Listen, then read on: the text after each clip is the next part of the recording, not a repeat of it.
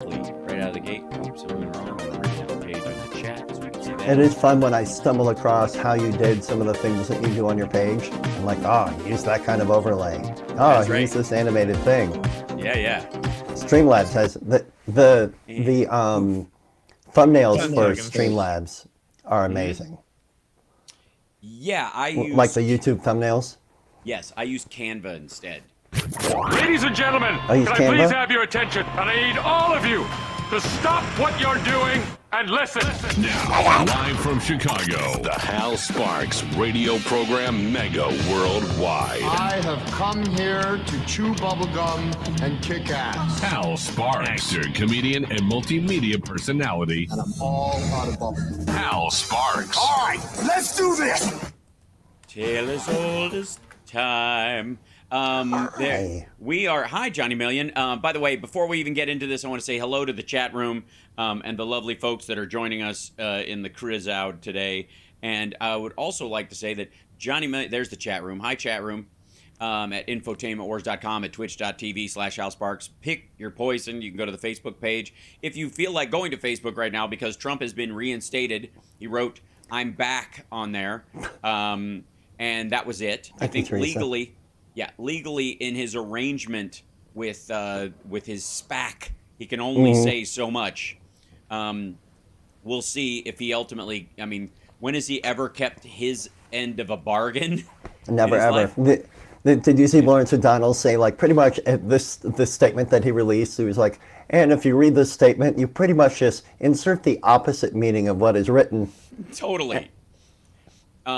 And on so many in so many ways, and by the way, before we even get started, now I don't want to get started into the topics of the day. The most important breaking news of the day: Convoy has a new album out, available everywhere except iTunes right now. It's on its way. It's supposed to be there, but it's on. Yeah, it's supposed to be there. It's supposed to be and there. when my Twitch announcement went out, it says I'm practicing Convoy songs. Sorry. The nerve. You're not. He's not. He's absolutely not. He's doing the opposite. He should be. He's got a show tonight. That's right. It's a launch show for album tracks. Yep. Now they have no excuse. You can listen to it in the car on the way to the show. ConvoySwampRock.com, or you can go to convoy.hearnow.com, which will take you to their, like, hear as in listen now. Hear, Thank Hear. you, Hal. And because I love me some Johnny Million, and he's a good man, and he's a talented MFer, as Bill O'Reilly would say. And not the talented part, just the MFer part. He likes right, the MFer. We'll do it live. We'll do it live.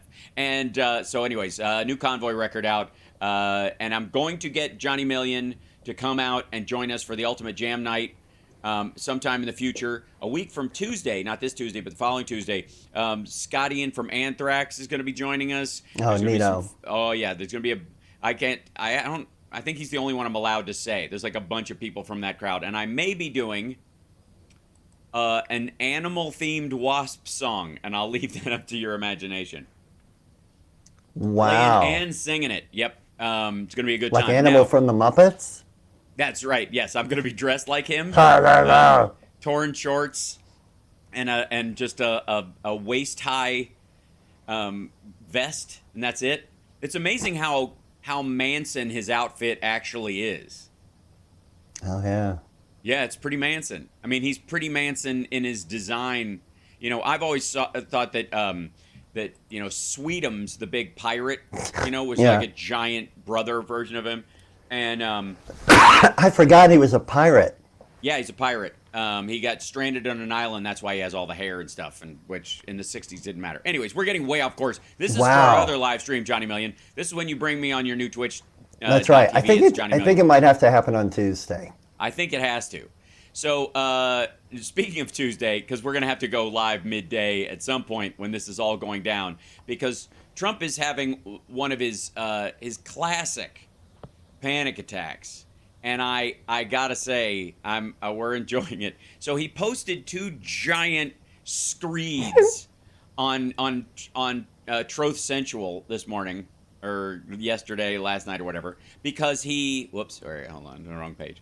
Because he I have a theory about this. My theory is essentially that he's got to turn himself in. That his attorney said on the news, like I think it was on CNN or on Ari Melber or wherever he's making the rounds these days, that if Trump is arrested or indicted, he will participate in the regular legal order of things. He's not going to hole himself up in Mar-a-Lago and have to be drag kicking and screaming out and all that kind of stuff.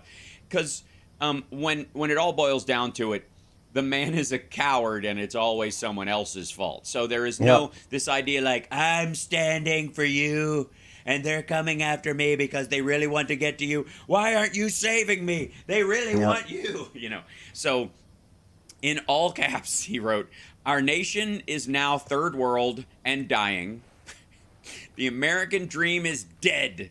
The radical left anarchists have stolen, with 2 L's, stolen. Oh boy. Which That's is a not pastry, good. if I'm not mistaken. Isn't that a German pastry? I think stolen. So. Yeah.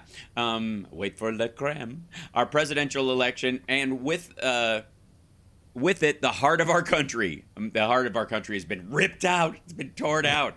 This is the closest to emo poetry this guy has ever done. This is the kind of stuff that Henry Rollins jokes about writing with a black marker on black paper in total darkness.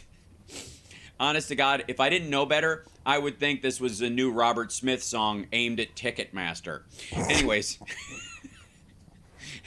heart of our country. American patriots are being arrested and held in captivity like animals, while criminals and leftist thugs are allowed to roam the streets, killing and burning with no retribution.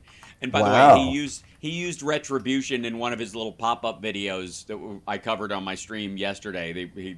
He released like a dozen at once to pretend that he's still running for president. And he used retribution a lot. He likes that word a lot. It sounds very biblical to him. Millions are flooding through our open borders. BOARDERS.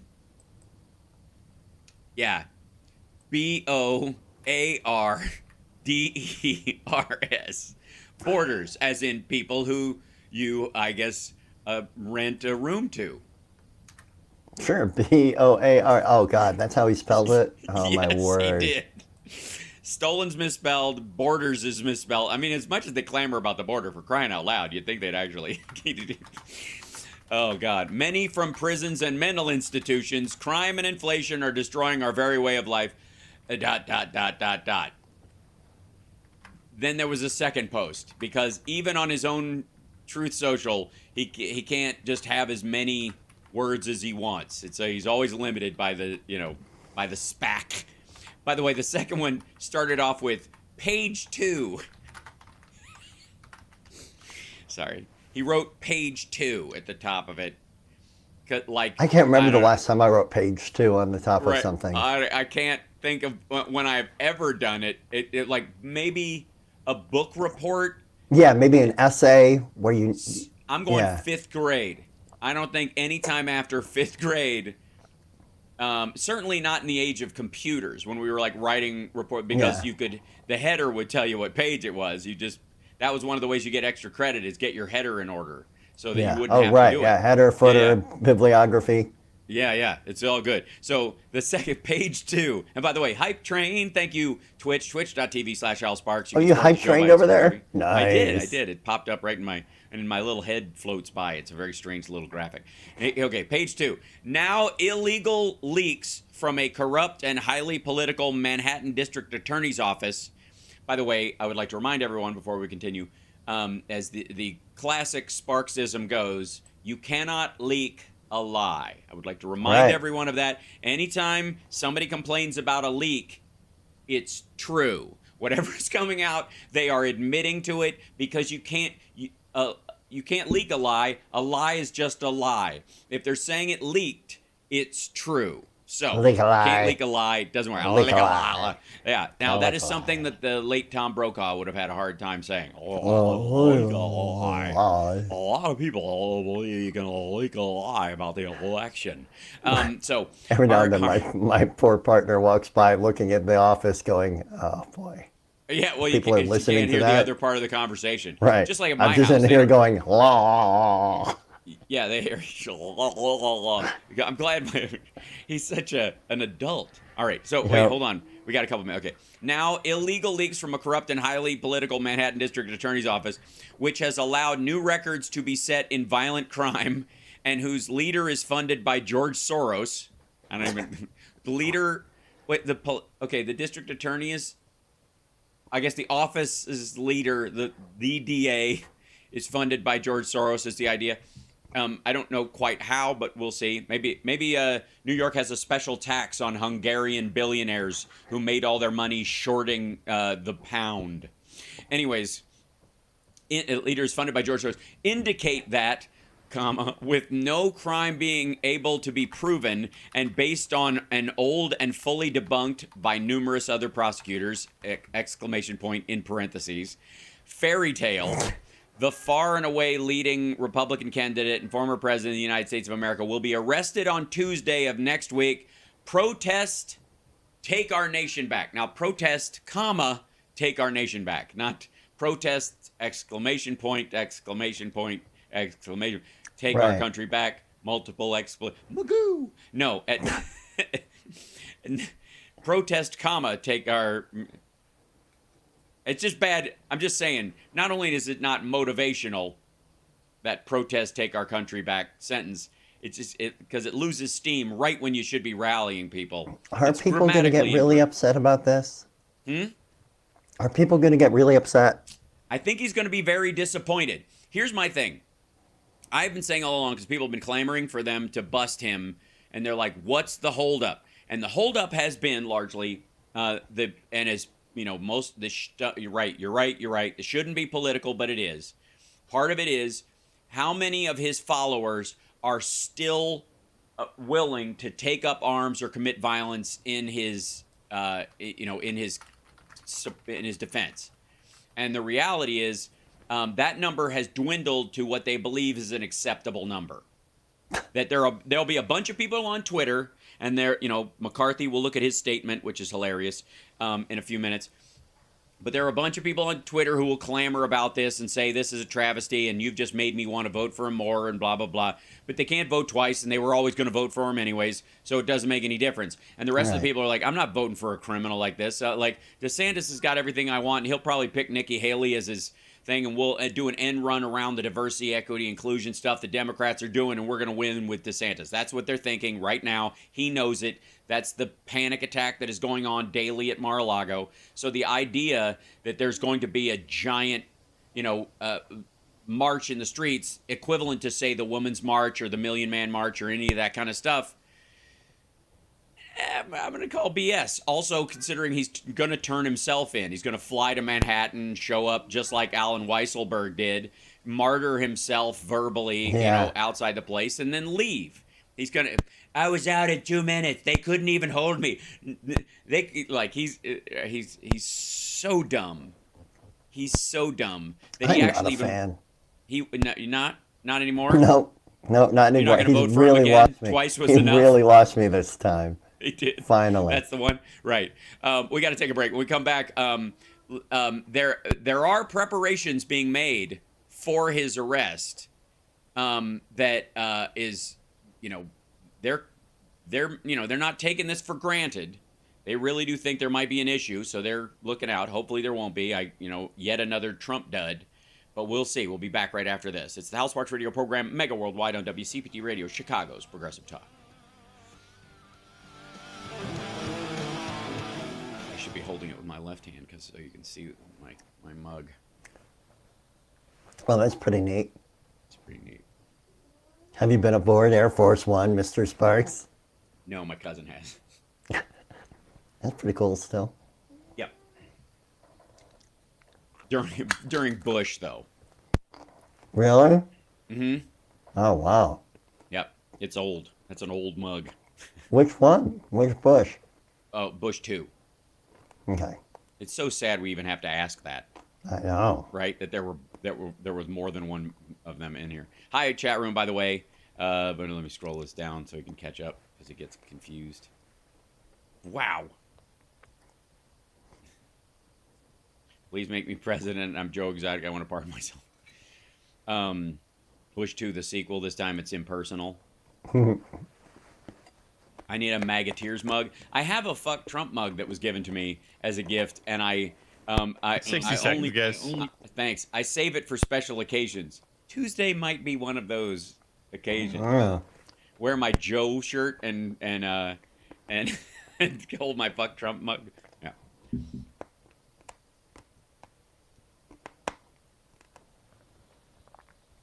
Look, I'm on the TV. There we are. There we are. Right. Here we go. Coming back. I don't know if you know this, but it's radical left. And they hate me, and they don't like me, and they don't like who I am. I don't understand how he just like goes to sleep at night. He doesn't. Dude, he blacks out and then gacks himself awake in the morning. Thank you. He sleeps like 4 hours a night right now. Oh, boy. Like you can look at his posts. He's losing his mind. And it shows. Welcome back to the Hal Sparks radio program, Mega Worldwide. Welcome back. So this is a report from NBC or just NBC News, I think. Actually, yeah, this is NBC Nightly News. Law enforcement agencies are prepping for a possible Trump indictment as early as next week. Multiple agencies are discussing potential security plans for in and around the Manhattan criminal court in case Trump is charged in connection with an alleged hush money payment to Stormy Daniels. That's for all the cases that are going ahead. It's not, you know what? It's like we said, Convoy knows this. All bands know this. You gotta play the hits. It's the oldies, big. You know, insofar as them indicting Trump, I like the old stuff. I like the idea that the cases they're gonna bust him on first. Interestingly enough, this is gonna cause the most. Are we gonna go back to Stormy Daniels? Yes. Yeah, that's what this is about. That is amazing. Yes, it is. It's Shark Week. I'm declaring this Shark Week for the record, by the way. And everyone has got to eat pineapple on Tuesday if he gets indicted because that's his panic fruit. But of all the cases, I don't have a panic fruit. Sorry, I was sick all week. Yesterday, I sounded like Harvey Firestein in you'll think of it. Go for it. It's not Biloxi Blues. Not Biloxi Blues, not Bonfire of the Vanities. Come on, help me, chat. The correct answer Torchdown Trilogy. Torchdown Trilogy. No, that's not the right answer. That is not. I knew that's where you were going, but the right answer is everything. Harvey Firestein. I learned that he was in Independence Day when I was looking for it. Yes, right. Why did I just send my mom to Atlanta? Right, I got to call my doctor, my lawyer, my attorney. Oh, screw my attorney. Whatever, remember? It was good stuff. By the way, Tamal, is that what? Tamal622, thank you so much for the 666. The super chats are insane. I can't keep up. Bless you. Well, it's your gig, man. Go for it. Jinx King, thank you so much. James Etling, bless you. Erica, thank you very much. And we even have a Canadian in here ready for the deal. For the DL, the down low. I don't know. We'll figure that one out later on. And we're getting a lot of bits from the folks that are in our chat. And Hal Vickery, bless you. He's going to go watch March Madness. Understood. So, all right, back to the story. So, law enforcement agencies are prepping for a possible Trump indictment as early as next week. They're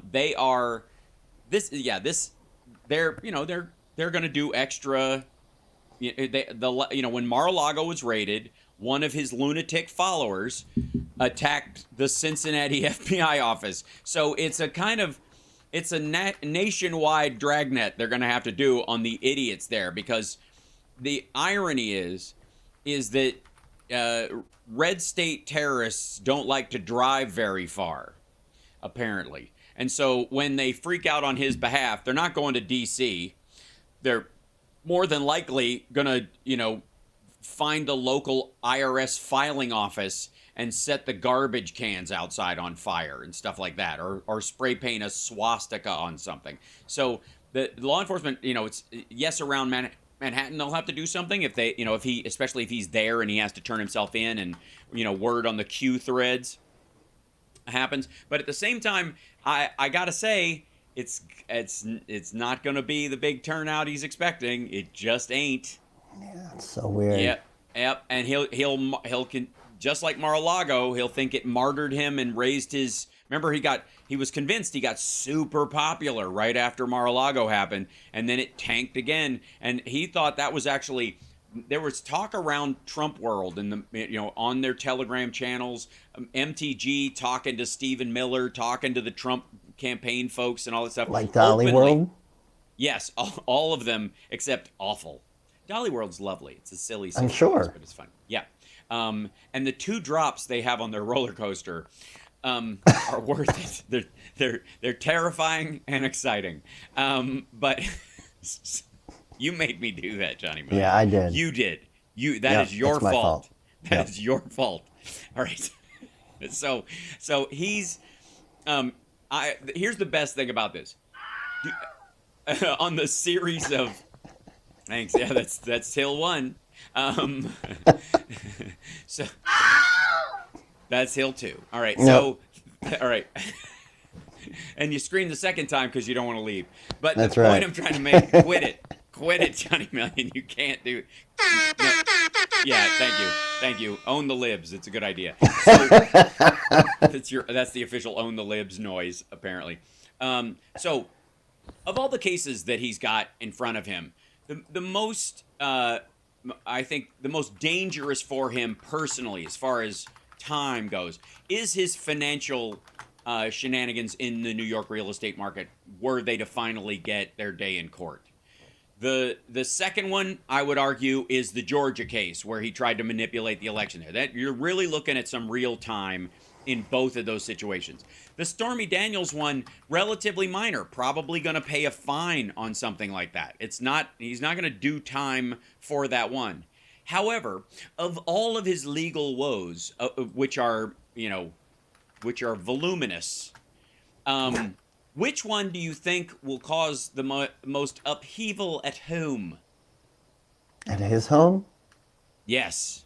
I mean, granted, word is that Melania doesn't live at Mar-a-Lago. She lives in Baltimore or in Maryland near her parents or with her parents or one of their houses. Would she be really upset about all the Stormy Daniels stuff? Well, I mean, I don't think she cares if he sleeps around or did sleep around. I don't, honestly, you don't marry someone like that if you really care. I don't even care if they have an open situation. But most of the times you have what I would, you might call the, I guess the shame effect or the Tiger Woods effect.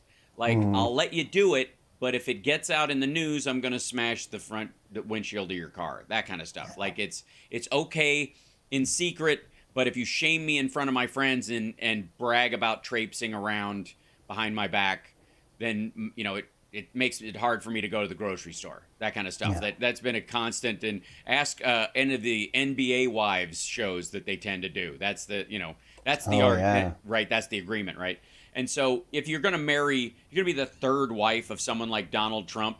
The only way you're hoping that he won't be that infidelity won't be a process is that he's just simply too old or gross to get away with it. That he tries and fails. And sometimes, I guess at some point, you're hoping he does. I hope he lands a fish tonight. I'm going to, I don't know, I'd love to stick around. Yeah, I know it's Valentine's Day. I'll see. I'm going to the Caymans for a week. So this is the one that will make it just uncomfortable. It's the one when he's talking about to evangelicals, again, to try and get them on his side, is a constant reminder that he ain't who they think he is.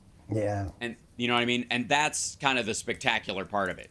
The safety aspect of it, I do worry about individuals popping off and committing violence. There are enough of those people in this country. There's 10 per state that would do it anyways for any number of reasons. And if Trump was their reason this week, they might do that. So that's something that law enforcement has to factor in. But according to the story, local, state, and federal law enforcement and security agencies are preparing for a possibility that he will be indicted as early as next week, according to 5 senior officials familiar with the preparations. Law enforcement agencies are conducting preliminary security assessments, the official said, and are discussing potential security plans in and around the Manhattan Criminal Court at 100 Center Street in case Trump is charged in connection with an alleged hush money payment to Stormy Daniels and travels to New York to face any charges, which his attorney has said that he will do. They are expecting it too. And I think the reason Trump yelled this whole thing like, your favorite president is going to get arrested on Tuesday, which I'm like, I don't know why they would arrest Obama, but it's, or Jimmy Carter, especially since he's in hospice. That'd be cruel. Yeah, it would be mean. Like, why would you do that to Jimmy Carter? He's not hurting anyone. I think house arrest is plenty for him. For his, yeah. And especially considering the number of houses he's built. So, but in this particular instance, he's saying he's going to be arrested on Tuesday, will be arrested on Tuesday of next week, meaning that they have made an offer, come surrender, face your indictment, you'll be, you'll post bond and split. And like, can you imagine that? Like, here's the thing. If that happens, he'll do a Steve Bannon, walk out the door. There'll be, a few dozen lunatics who go up there, the kind who walk around in front of, Trump Tower, and that he gets that in any normal circumstance, if they weren't wearing Trump merch, he would have them broomed off the street and call the cops on them. But because they're basically human signposts to his ego, he lets them stay. But there'll be a few of those folks. And then there'll be a few people who are like the guy who shows up and holds up traitor signs behind people like Steve Bannon and that ilk. And, maybe a weird wrestling match where there, a lot of plumbers crack that breaks out at that. But that's kind of going to be it there. It's, again, the rest of the country that concerns me. The lunatics who are too violent to keep their worst, personal characteristics and impulses at bay, and yet too lazy to drive very far. So we got to take a break. We'll be back right after this. It's the House Parks Radio program, mega worldwide. After this, apparently the entire banking system collapsed. I don't know if you know this, but we live in squalor, and the world it's Escape from New York time. Yeah. Oh, my goodness. Y'all number one, Johnny Million. Y'all the Duke. They number one. Y'all the Duke. We'll be back. Y'all the Duke. Hey, number one. I did hear a lot of interviews earlier this week about banking stuff. Yeah. And then the other thing I'll talk about is the AUKUS agreement. Let me look at this. This is okay. It says, "Oh, get out of here!" Now I got to log into the blah blah blah blah blah blah. There's a good question from Brad in the chat. Will any of these indictments keep him from being able to run? Only if by an act of Congress based on the Georgia stuff. Oh, okay. Yep. Where he's looking for, I just need 28,000 more votes. Yeah, 12,701, I think was what it was. It was 12,000? Okay. Why is this? Why won't you let me sign in, you crazy person? 60 seconds, guys. Thank you.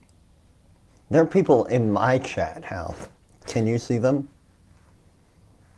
There are people in my Twitch chat. Do you think in my Twitch chat, can you see them? Like Papa Soup? I can't tell. Because they might be in both, but at a different pace. Maybe. Yep. Will he have to surrender his Russian passport? Oh yeah, where is he actually going to get arrested? Well, it would be, he would turn himself in. He would have to turn himself in at... in New York? Yeah. 10 seconds. Thank you. Yeah, that's just like Alan Weisselberg did. You show up, I do think the chances You're locked into the Hal Sparks radio program, mega worldwide. See, there's an issue, and Johnny Million and I were discussing kind of the ins and the outs and the ups and the downs and the crazinesses of these kind of things. Because what does it say about the justice system if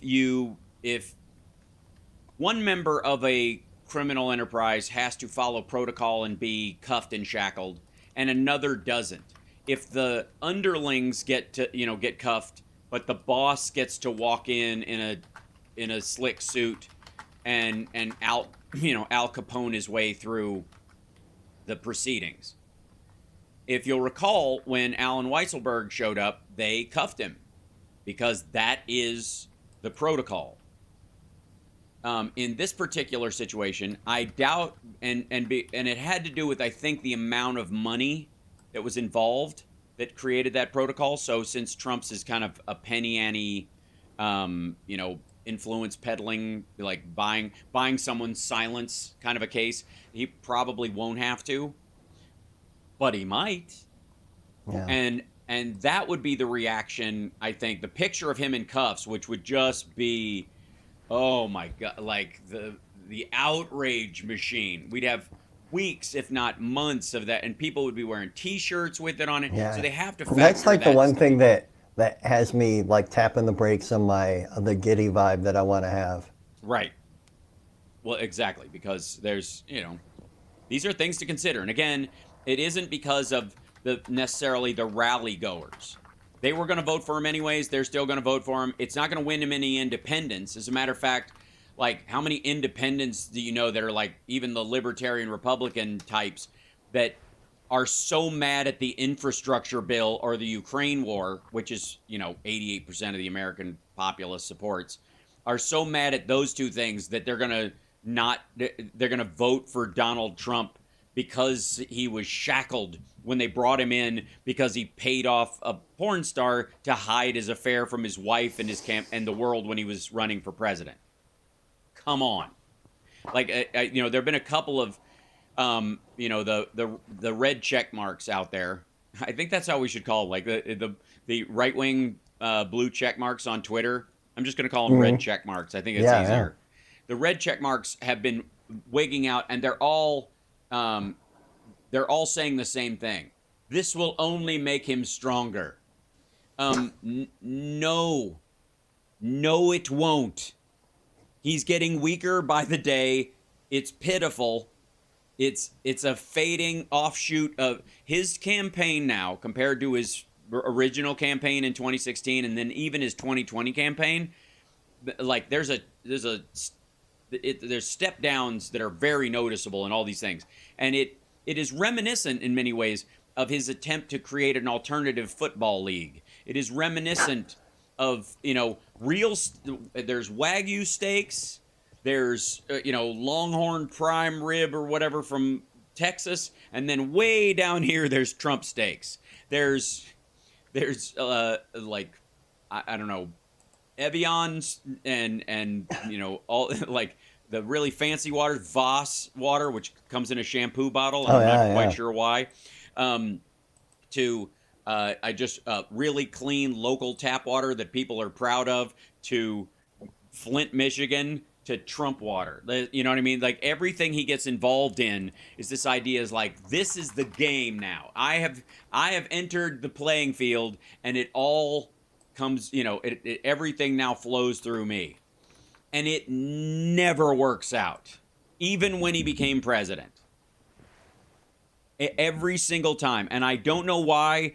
I mean, other than ego, fear, and their sort of paranoia about anything from Illuminati to immigrant caravans that makes them BS themselves about the worth of this human being. It's stunning to watch. It is ridiculous. It is sometimes hilarious, always absurd. Yeah. And it's interesting to me that they're let's talk about the bank stuff right now. So the Russian government said today that there will be no foreseeable impacts to their economy from the SVB bank collapse.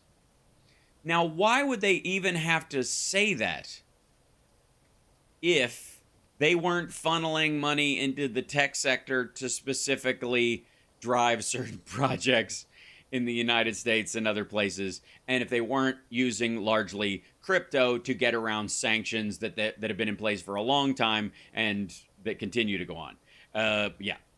Exactly. So there, right now, this is an article from Bloomberg about the kind of the SVB floating problem that exists there. SVB sends tremors across the banking landscape. And that is a great example or a great analogy for how it's actually working. Right, Flora? Because the reality of this is that this is, and I push back all you want to, and there have been a couple of outlier economists who don't think so, but the reality here is that SVB, Signature Bank, and some of these other banks, especially Signature, which is a bank that, by the way, Ivanka Trump was once on the board of, and Trump got some of his magic loans through. He got them through Signature, which is now, by the way, failed, and now I guess the idea is that the DOJ does not need a subpoena to get their records because it collapsed. It's now yeah, they can go look through the books of Signature Bank because it's a failed bank. Oops. But the fact that she was on the board for a time is hinky enough. But Signature was very they were overweighted in the crypto arena, just like SVB was. And everybody who did business with the bank was very overweighted in crypto. So they started needing their money more than they might have because they thought they were going to be super rich and overextended themselves. And a lot of the startups over the last year and a half that have really caught on, because it's very hard to make an Uber. It's very difficult to come up with the next Amazon, but it's not hard to come up with some sort of, token coin, Bitcoin, crypto, follow the trends, buy into this, selling ads inside this. That's an easy app to make for a lot of people as startups, and especially in that world where everybody thinks they're going to get rich. So everybody wants to be the primary channel through which other people get rich in crypto. So there was tons of investment in this during the last 2 years, especially since COVID, because that was the other thing. That was the one thing you could do at home. You could work on crypto stuff. You couldn't make a physical new phone or a variant piece of technology as easily because there was no office space. So what was the obvious? And by the way, Bitcoin has gone up 50% since the beginning of the year, after tanking 66% last year, and so 50% of what's left. So don't get too excited. But the idea is that they think that the banks crashing, these issues, these regional banks crashing, is going to force the Fed's hand to not raise interest rates anymore. And there are two groups of people right now: people who throw their money in the stock market and people who throw their money at crypto. And then there are people, I suppose, who sort of balance both, right? Who hedge their bets in case they're wrong and diversify by buying the bigger, cryptos, like the big three, which would be Bitcoin, Ethereum, and if Elon Musk has its way, the Dogecoin. They'll buy into some of that and just sit on it. If it goes someplace, great, because it's going to be huge. And if it doesn't, I didn't put that much money into it anyways. Unlike stocks, which you have to manage more. So that's the thinking right now across this area. And so everybody is buying a dip that was, the stories that I have covered on my live stream this week about the banking stuff, especially coming from the doom sprayers like Glenn Beck and Russell Brand, all are going to be comedy on the level of watching 2012, the movie, in the year 2013. Because that's the only movie in history that went from being an action drama to a comedy in one day. To a comedy, Yep. And that's the situation there. So the SVB thing, let me see if I can, this part of it, one of the things they're warning about is commercial real estate in this one. That's the next big uh-oh. The problem with that is that America has a shortage of living space, especially in big cities. And corporate commercial real estate, because as a company you can write off your office space the way a human being cannot write off their apartment, has created these kind of egregious, giant, some of these are great functioning buildings. Then they're useful for business and the like. But some of them are, quite frankly, just built so that there can be one next door. And Trump Tower is one of those. And that's why it was initially going to be like apartments at the top and then businesses all throughout was the idea. And it kind of was, because like the Russians ran a human trafficking and drug dealing ring out of there, and a bunch of people ran like art scams out of their apartments and things like that, like the dude's apartment that caught fire and all that business. And then, of course, Melania can tell you there's a Tiffany's on the first floor, and the security guy there is tall. Anyways, it's very tall. So the commercial real estate element of it, when you're talking about like malls that might close in middle America because there was too much sprawl and then it shrank, and people are talking about like that you can order stuff from Amazon now and you don't really want to go shopping. Partly that was exaggerated. That threat of the death of retail was exaggerated. People are going out now. As a matter of fact, there's a tick up in it because people want to be social again. They want to be out. And the lesson from COVID was I was too lonely to start with. This stinks. And so people are going to more concerts. Things are actually, I don't know what you've seen in terms of crowds, Johnny Million, but I have seen a measurable leap in crowds because of definitely. that. Yeah, because people just want to do stuff. They don't take it for granted the way they did. Well, there's a similar thing with corporate space and the like. People do want to move into the city where the businesses are, but the businesses you can work, are increasingly that are making money are the ones that you can do from home. Now, they're not all. The tech tsunami is not going to wipe out all other businesses, and it's not going to just be these gleaming towers, with high-speed internet that are going to be defining, the work at home, but you kind of live in an office lifestyle of the modern, the future Manhattanite. Is that a word? Sure. Yeah, that's gonna. That will be a portion of this, and there will still be these giant companies that need office space and whatever. But there's but a 10% or a 5% drop in situations like that is an enormous amount of money. And if you're invested in it for the sheer investment of it, that's getting your marker called. And so that'll be the freak out or whatever. It's going to be shaky because we are shifting how we live. We are rearranging supply lines to not be so far away. We are moving what effectively are the factories of China that we have used to Mexico and Canada. There is going to be a North American alliance with South America that is going to be the future of supply chains, where our own boats can go get our own stuff. That is the way we are headed. That is how the world is going to shift, because we're moving away from the necessity of fossil fuels largely for our consumer transport and the like. We will only need it for industrial purposes and airplanes, and that will cut our emissions by at least 2/3 over the course of the next 100 years. And cities are going to be built around efficiency. And so people are going to move to these places to continue to do business, but they're not going to move to one place and walk across the street to their business most of the time. They're going to live in these corporate towers. Largely are going to be shifting to condos and apartment buildings and work live spaces. That is going to upend the entire market. And the only people that are going to be hurt by this are the people who are buying it and sitting on it and never intended to do anything with it. Because Manhattan, all these other places are going to have to set taxes for vacancy.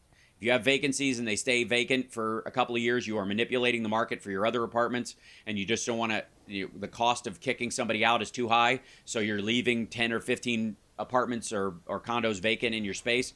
That's a crime. You're manipulating the market. That's a financial crime. Get out. That's going to be the new thing. That'll be in LA, Chicago, New York. That will continue to grow. There's a groundswell on it, even in Vancouver and Canada, and in Toronto. That's starting to happen. The UK is going to do it once they broom the oligarchs out. This is going to be a new standard that's going to hit these big cities. And so, will there be a bump in this? Yeah. Will there be noise about it? Will Glenn Beck be doing videos in a month and a half about how the commercial real estate market is dying because corporate America can't work in a woke society? Yeah. Is he going to? Will those videos matter a week and a half after he does them? No. So, the short story is too late. Keep a long story short. The banking situation here is reflective of a problem that was started years ago, specifically in the crypto sector. Those people have not learned their lesson yet, so there will be 3 or 4 more of these. The only answer to it is forward regulation from the government, a reinstatement of the Dodd-Frank rules that Trump took out, and a regulatory body that handles how crypto gets translated into other currencies. The process by which it happens and how it is stored. Because if it doesn't, it's so Wild West, it's just going to be this bizarre, unknown part of the equation all the time.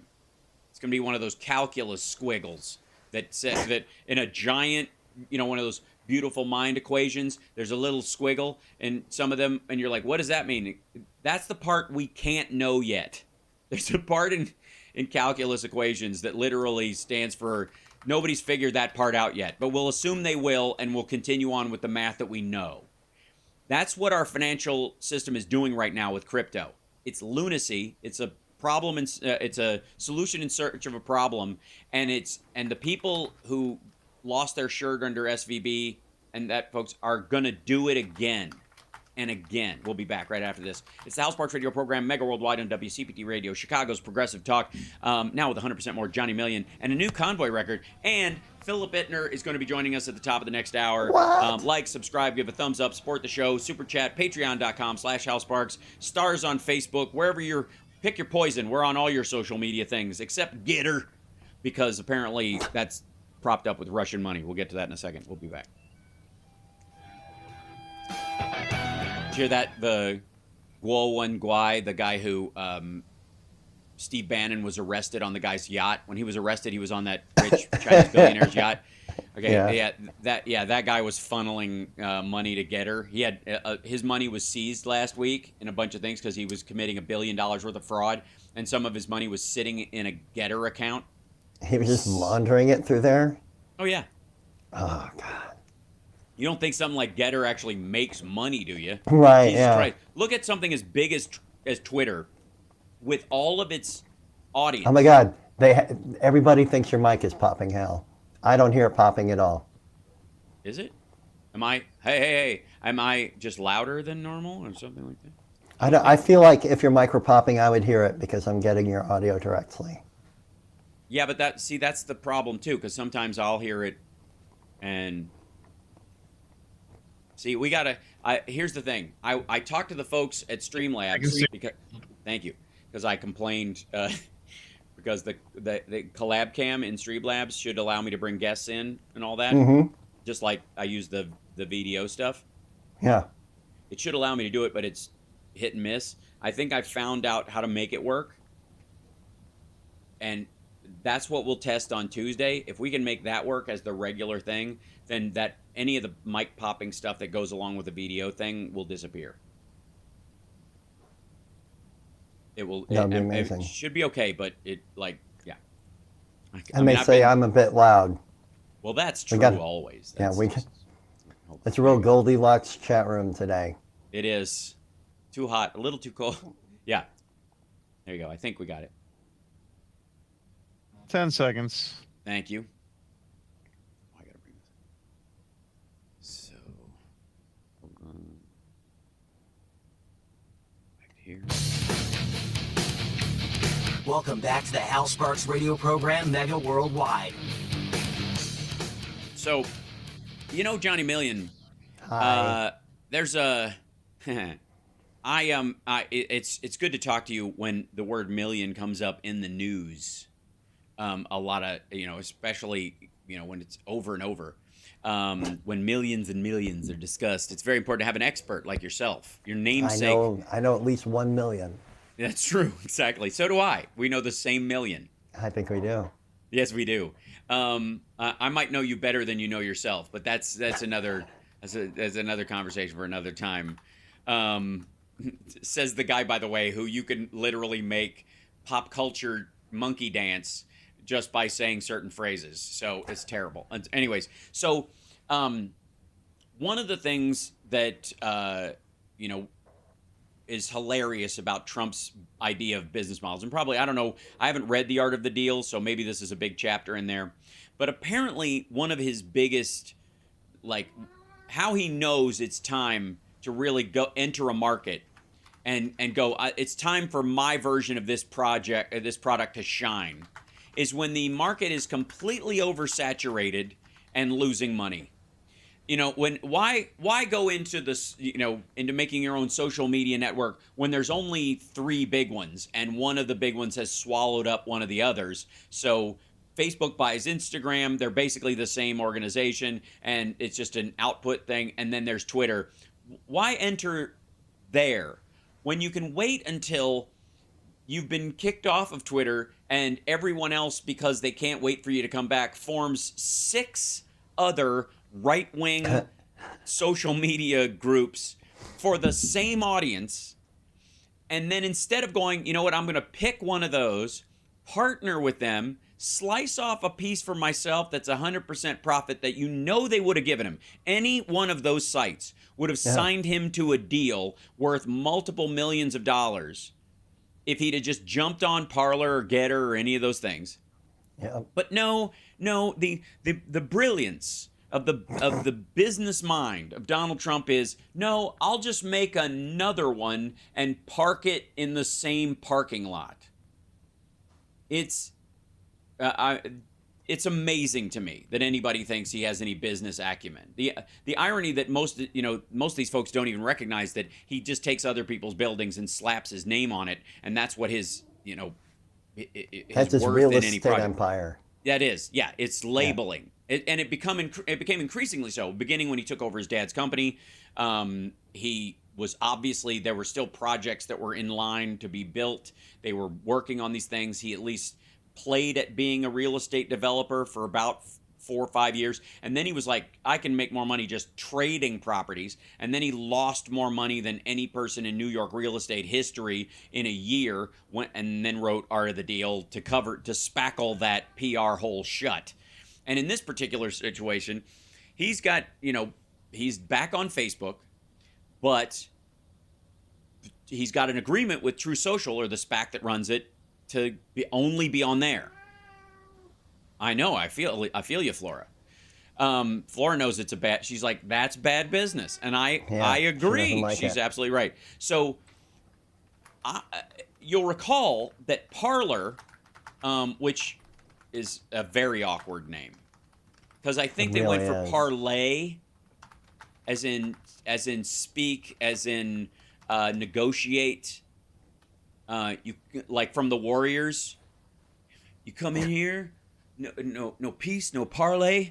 You got your colors on, right? So that, believe me, that's where they came from, because we all share the same. We're in the same age range. They have the same cultural references, and they want to co-opt the toughest cultural references they can, like the weenies that they are.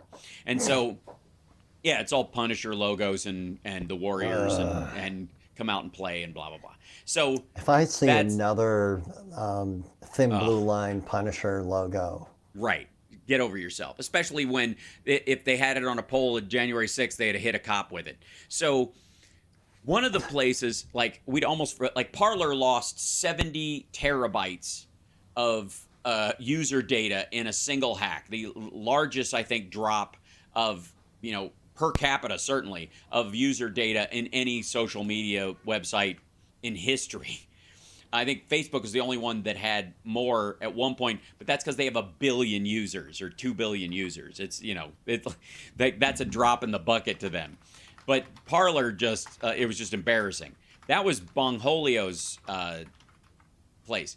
The first one that came out was, of course, that I was aware of, was Gab and then Getter. They chose, not only were these idiots choosing names that use the same first letter, so they'd be right next to each other to confuse their audience even more. Getter? Yeah, Getter. Gettr. No E. Yeah, just like Grindr or Tinder, like that. They Getter, which sounds like something sounds like a very Trump thing to yell at a bar. Anyways, there's a guy that got arrested this week that I would like to share with you guys. This is a guy named Guo Wengui, who I think changed his name to Harold Kwok for a while.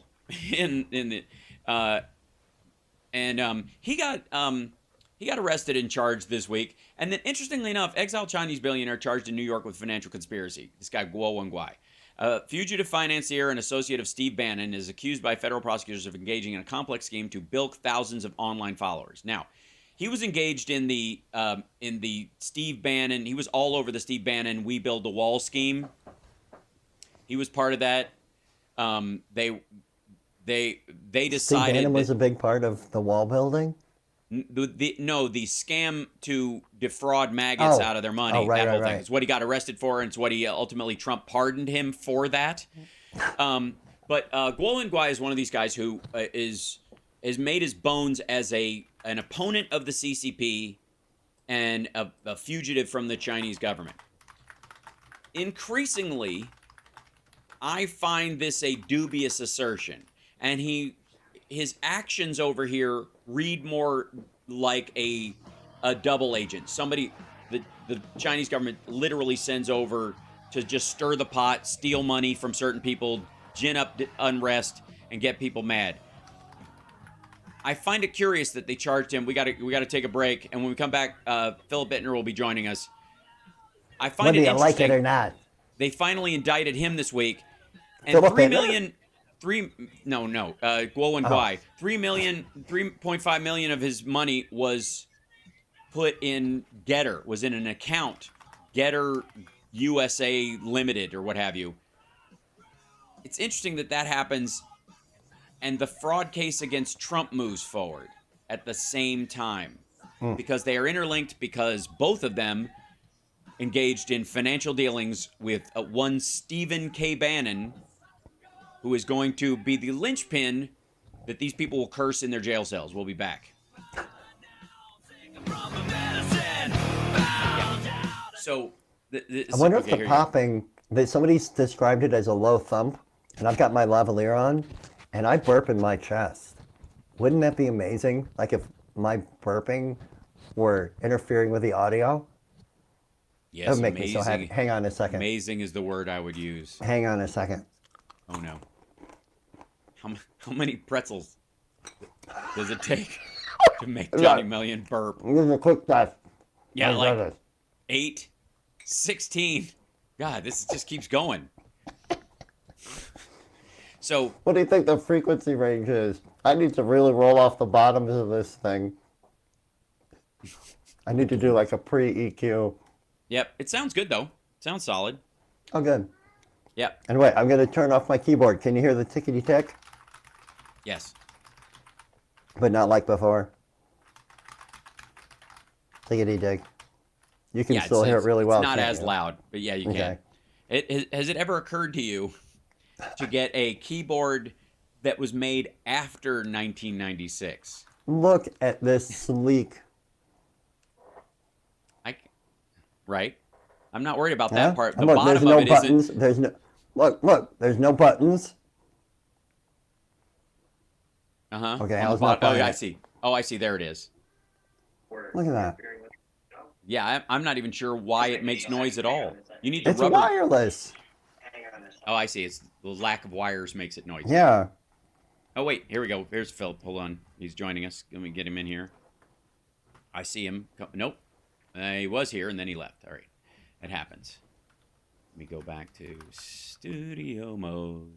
Get him in here. Try to get Philip in the thing he do. Hey.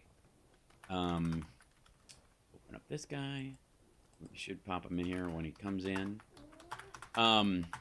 Yeah, so over 6 weeks in 2020, the indictment says about $452 million worth of GTV common stock by this is Guo TV. This is a guy who set up a English and Chinese language television station. I'm surprised he didn't try to funnel money through the show I was doing in China at some point, because it was, it was meant to be an outsider show, and he was hiding, but we probably would have been, kept out of certain areas even worse than we had been. But prosecutors said much of that money did not go to developing and expanding the business. For example, prosecutors said $100 million was invested in high-risk hedge fund for the benefit of GTV's parent company and its owner, a close relative of Mr. Guo. 60 seconds, guys. Thank you. And Philip's trying to jump in, I think, but oh, there he is. Yep, he popped in. Let's see. Should be all right. Hold on. There he is. Here we go. Excellent. Hey, guys. Hi. Hold on 1 second. I'm going to put it in. You got to copy that link, and we'll bring you in about 35 seconds. And you go in here, and we put this in here. Getting pretty good at this whole thing. At some point, AI will solve That's what it sounds like all when of you this. get intimate with Hal, too. Is it? I put this in here. I put that in there. Yeah, I'm very officious. That's one of the problems with me. Very matter of fact. Very matter of. Oh, he went away. I had him for a second, then he went away. That's because you went too fast, Hal. I did. I You were scared too him off. efficient. Yeah. Yep. I went straight for third He's not, base. he's not ready. I tried. I was rounding third base, and I tried to slide into home. And I had, Thank you.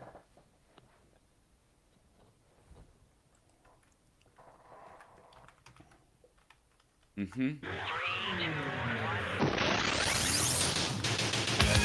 listening to the Hal Sparks radio program, Mega Worldwide. I've had people walk out of me before, but not when I was being so charming. Video streaming at halsparks.com. I don't care for you or for the putrid sludge you're troweling out. Damn puss-faced little pimp-stick. True progressive talk. Good time for you guys to give up. So, welcome back to the show. Philip Bittner will be joining us in just a second. He's reconnecting or connecting as we do, and we have a lot to talk with him about. Not the least of which is there's an article in Bloomberg talking by Andreas Kluth, which is a great name. It sounds like a villain. It is, yeah. In a murder mystery. But what motivates Putin and his followers is resentment, is the article in this. And I would argue that is one of the reasons why the Marjorie Taylor Greens and the Matt Gaetzes of the world connect so much to Russia or their belief, because they have the same resentment. It is the same gripe. Now, while we're waiting for Phil to come in, I want to continue the story that I was talking about with Guo Wengui, because this guy is directly connected to Steve Bannon, and this guy was arrested, and they seized over half a billion dollars in his money floating around. Oh, there he is. Okay, we'll come in. Hold on one second. I think he's popping back in. He's trying. We're seeing it. It's always, it's always I skate uphill to try and get somebody online in these situations, but he's from there. Ukraine. Yeah, exactly.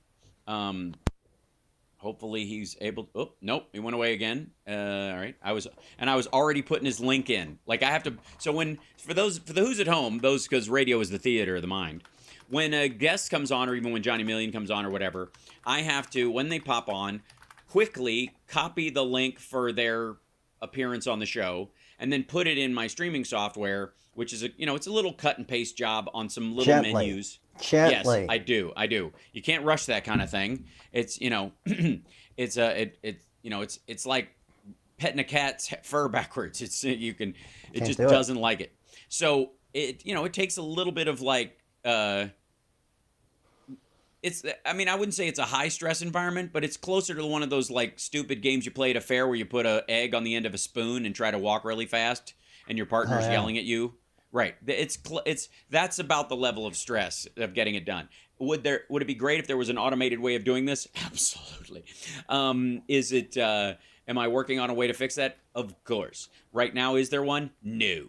And take that, Chat GPT. You're not helping. Anyway, so here's the thing. So this guy that I'm talking about, this Guo Wengui fella, again, the owner of the yacht that Steve Bannon was on when he was arrested. For the We Build the Wall scam where he was defrauding maggots out of their money, and Trump pardoned him for that.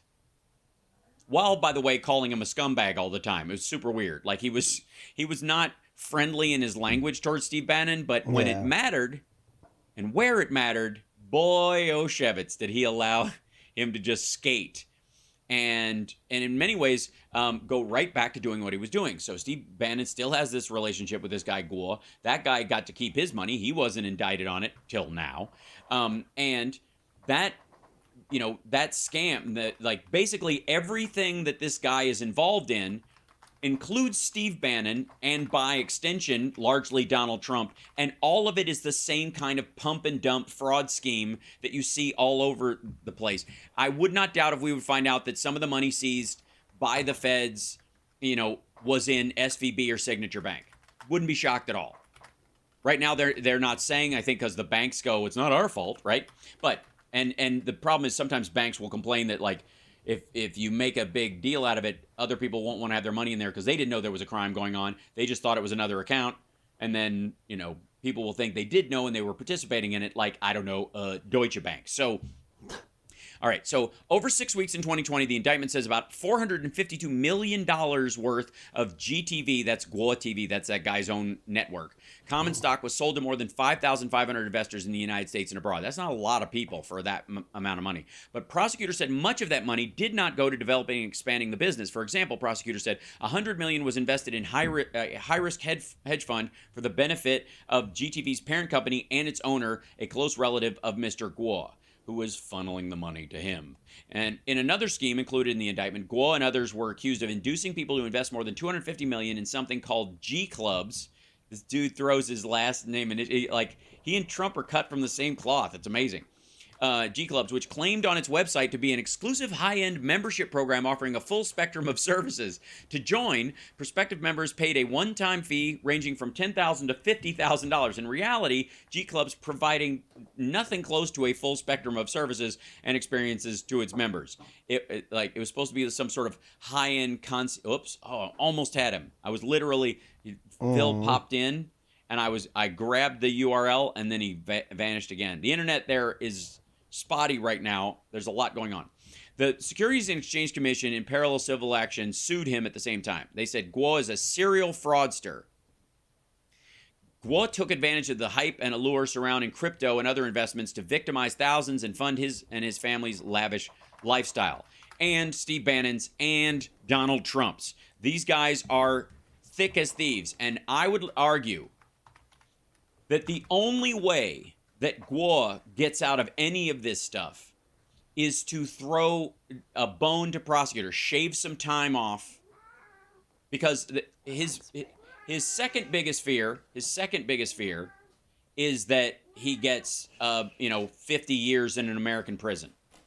His biggest fear is that they go, you know what? We're going to throw the CCP a bone and just let them have you back because we don't like you and you're not an American citizen and you've engaged in so much fraud over here, that they're going to go after you for the fraud you committed there, and you're not really a dissident. And the problem is, I think the State Department knows this, is that if they send this guy back to China, there'll be an illusion of a prosecution, or they'll, here we go. I think we got Philip. Looks like he's there. There he is. Hold on one second. Let me grab that link and we'll get him in the show in just 1 second. The problem is that he will, like Maria Butina, end up getting some sort of hero's welcome, and the story will vanish, and he will go live in relative luxury in China because mission accomplished. I lost him again. He just came in, screamed "hey," and vanished. That's right. We're working on it, or he's working on it. He's in Ukraine right now, so he's popping up. He'll be with us in just 1 minute. By the way, follow Philip Ittner at Philip Ittner on Twitter. 1L, 2 T's in Ittner. He's got new vlogs coming out. I think he released one Friday or Thursday about his time at the front line. He went down near Bakhmut as far as they could go forward. There's a lot going on there. I have questions for him. I can only imagine what the chat is waiting to ask him at infotainmentwars.com. We don't need the documents. We got everything memorized. So, it was Miles Kwok was the name that he was using in the United States. And the fact that this guy was indicted for $1.1 billion in fraud this week already, like, this dude is going down. He's not getting out of this. This is going to result in criminal prosecution. He's definitely going, and I don't know how, as a fugitive from China who's not a U.S. citizen, I don't know how you give someone like that bond or bail. He's absolutely a flight risk. The dude is, I mean, he's got a multi-million-dollar yacht parked in Florida, and it's not like, the leadership of that state won't look the other way as you try to, bug out to the Caymans on your superboat or go down to South America. So, insofar as he's back, maybe, possibly, maybe. There he is again. Phil, we see you. I hope it's staying this time. Can you hear me? I can hear you, and we hear you, and there you are. Look at that. Okay. Welcome to the show. I don't know if it's the internet on my end or something on your end, but yeah. It's always. I think it's Hal. It's definitely Hal's fault.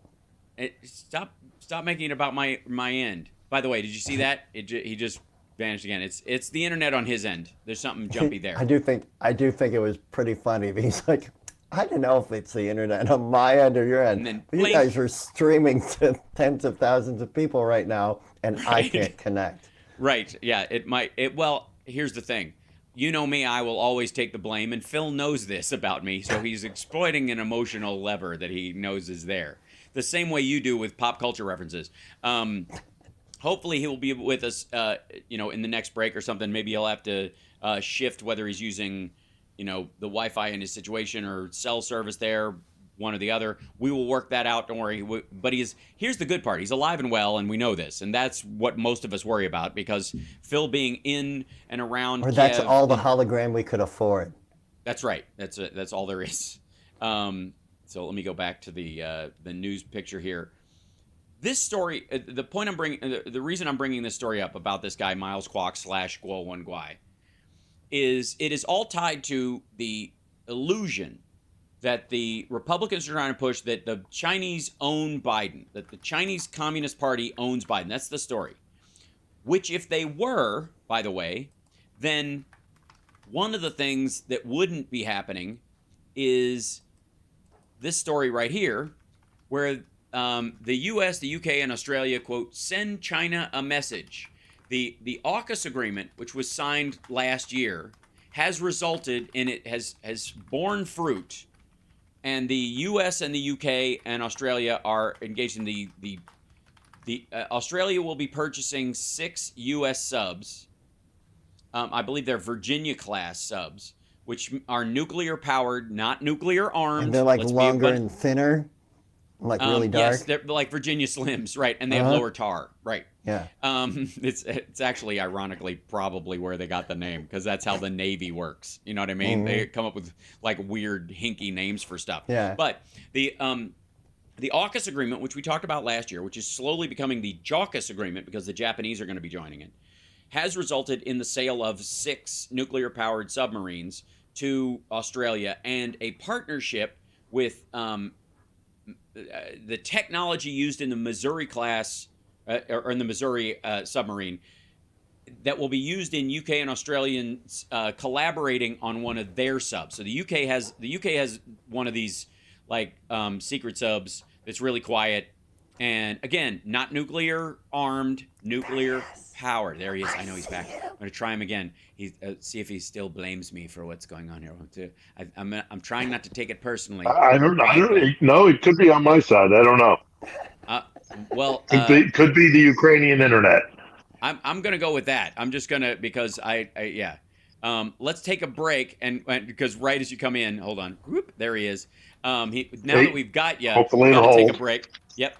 We'll take a break and we'll come back with Philip Ittner, at Philip Ittner, 1L, 2Ts. We'll just let the signal hold for a little while. Yes, we're crossing our fingers and our legs and doing the pee-pee dance. I thought he was like flashing West Side all of a sudden. He was like, they've gotten so, there's, it's not only Nazis in Ukraine, there's gangs as well. It's terrible. Like the whole place is Phil's wearing his colors. Of course, they're all in the Donbass and they all came from Russia, but we'll talk about that later. All right, we'll be back right after this. There he is, and he's going to stay. Excellent. I hope so. I think you will. I don't know. I could be on my end. I don't know. Something weird is going on with my landline, so I don't know. Do you see anything that it might also be the app, because the app was saying that it was running slow for some reason. I don't know. That's the error. The error message I was getting was that it was slow speed. Gotcha. So, well, hold on one second. But it could be slow speed on my side. I don't know. It seemed to me like it was saying the app itself was having. Yeah, it can issues, it can take a lot of stuff. Hold on one second. Whatever. It can take a lot. We're coming back in 20. It can take. Seems solid now. Jinx, but do. There we go. Okay, excellent.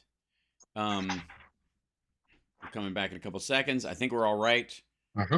Everybody's happy you're safe and sound, or at least safe. Welcome back to the Hal Sparks radio program, Mega Worldwide. He made it through the break. And here he is with us, Philip Ittner, live from Ukraine, joining us again. And Johnny Million will be farming questions from the chat at infotainmentwars.com or at twitch.tv/AlSparks or on the Facebook page or however you get in there, because they all come in a big slather. And also, let's just jump straight in. Before, yes, it is a slurry of them. Yes, because of some of the language used. No, welcome, Philip. And by the way, give us your direct update right now, because I know what questions I have, and we definitely have there. But well, no, I've been back in Kiev. Yeah. I've been back in Kiev for about 3 days, and I've just kind of been going over my notes and everything. And I'm in the midst of publishing my vlog as we speak. So probably by the end of the broadcast, it'll be up online on my YouTube channel. And it's just my experience out in the Bakhmut salient, the kind of pocket out there, and how, just it's about as close as I've come to the front lines in this war so far, and about as close as I really want to go. But a lot of outgoing artillery and some incoming artillery brushed up against a small arms engagement, but we went the other direction, so thankfully didn't get involved in that. But it's just a good, always good to kind of, I have always said that my intention was to let the networks and the other guys go and do the daily, who's taking this round, who's right, the sports news, the numbers, right, the horse race, or just. Yeah, or just kind of like this is the tip of the spear kind of stuff, and I was going to do context, but it's always good to get out there and at least get a lay of the land and get the atmospherics and get some actually on the scene reporting and talk to soldiers, talk to people out there, get the feel of things. That's important. I wasn't going to ignore that altogether, but I have no desire to go, dodge bullets. I've done that enough in my life. I don't need to do it again. The larger part of it is there's no indication of a rout. There's no indication of an imminent collapse in Ukrainian positions or morale. They know what's going on. They recognize that there's this pincer movement that the Russians are trying to chop off Bakhmut, and we got right up to the town right next to Bakhmut, and we're taking incoming rounds and all that kind of stuff. But the soldiers were very professional, very organized, no sense of panic at all.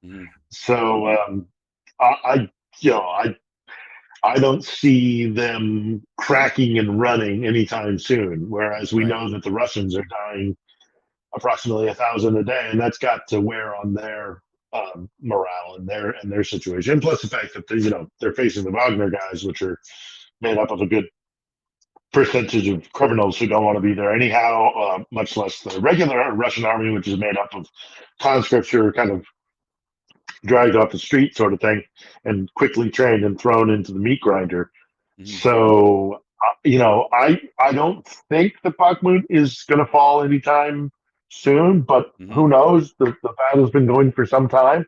But even if it does fall, I think the Ukrainians are preparing for two possibilities. Either they're going to find a weakness in the Russian army that they can exploit because the Russians are overextended, or they're cracks in their lines, and they've got enough offensive capability in the region to exploit it.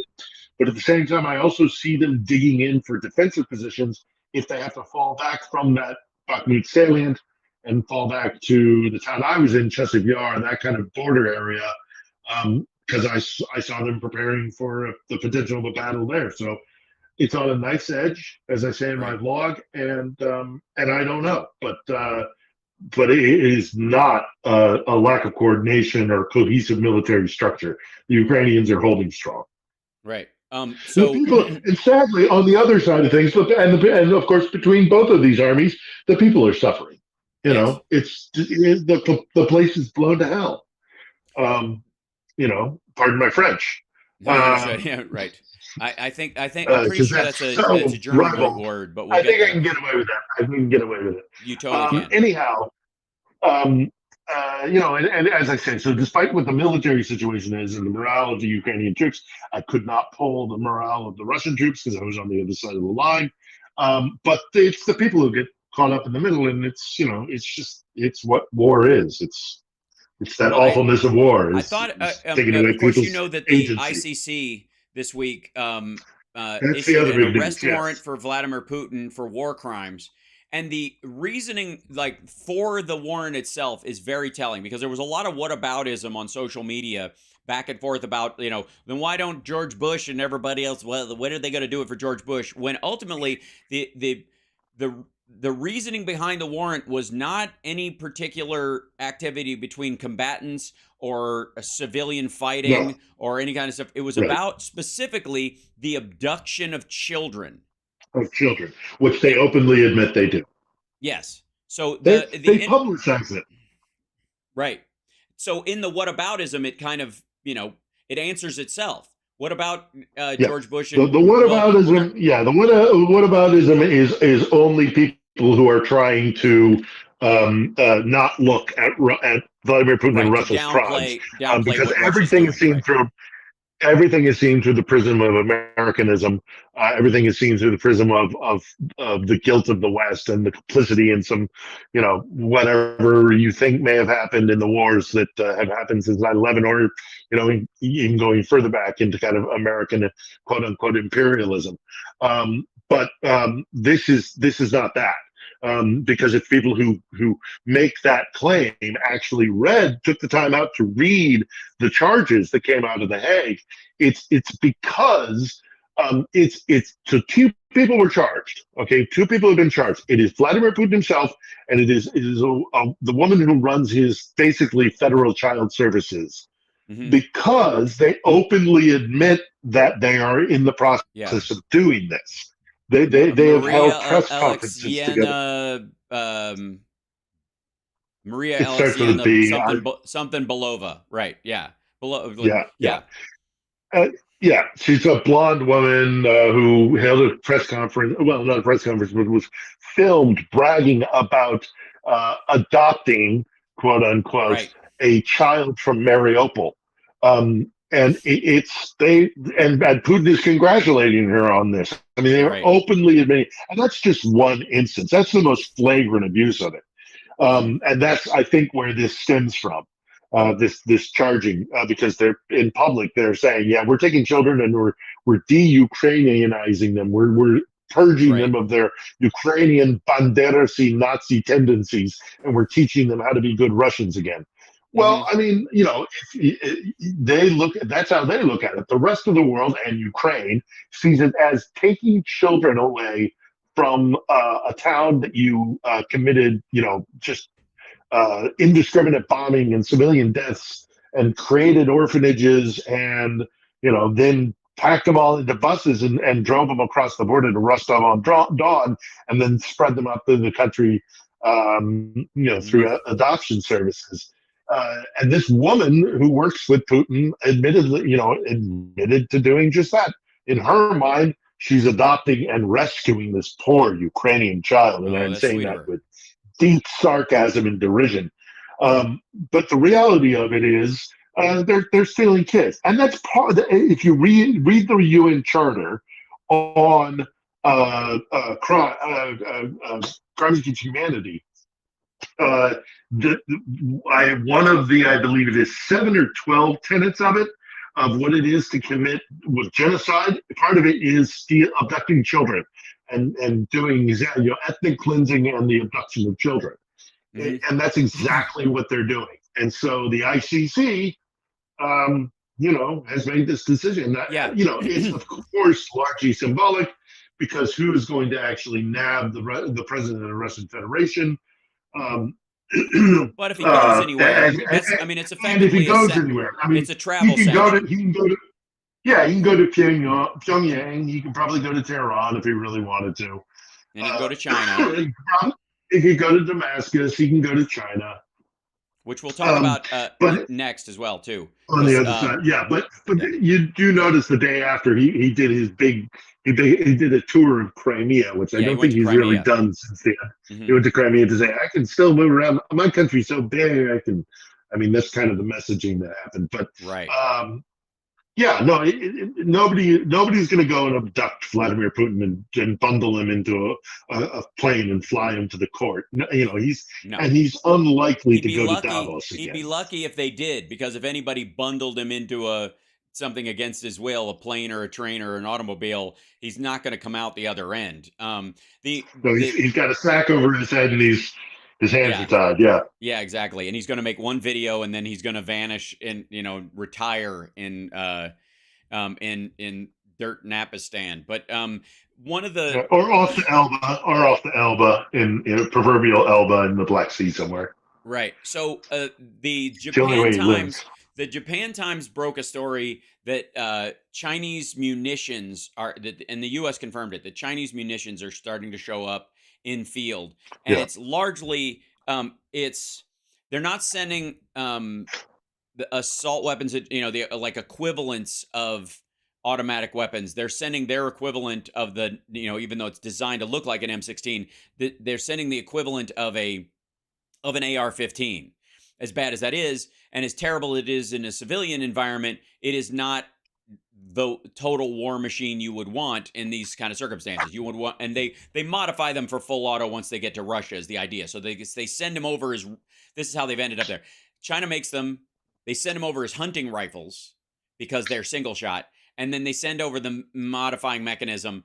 Somebody in Russia converts it to full auto, and then they send them to the front line. They're still not designed for that kind of capacity, though, because we've talked about how, like, the barrels on artillery guns heat up and have to be changed out. The same thing is true of machine guns. If you have a gun that's really for, sportsman use or show-off use at a range one day, but not continuous daily use and the like or whatever. But they are showing up there, and this is going to ratchet up the relationship issues that China and the U.S. has going forward, because this is a toe in the water of China supplying arms to Russia.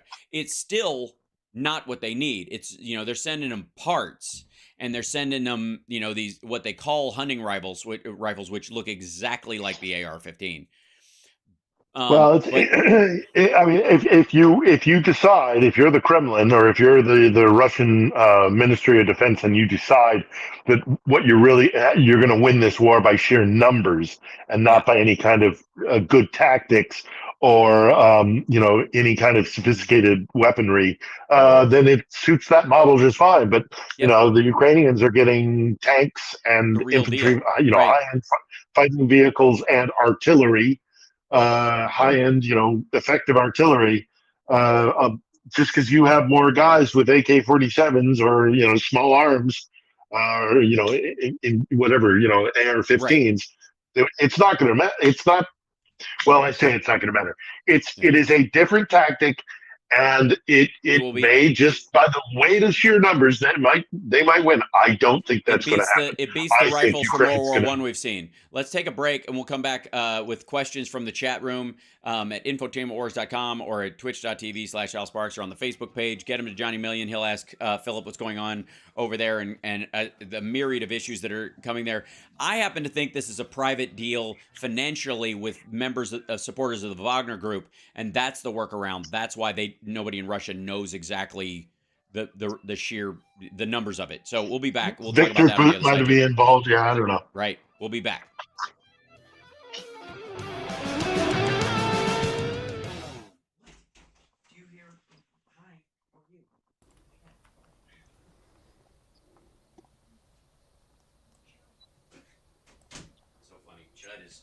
Judd hears Flora and he's like, where is she? She seems in distress. Can I help?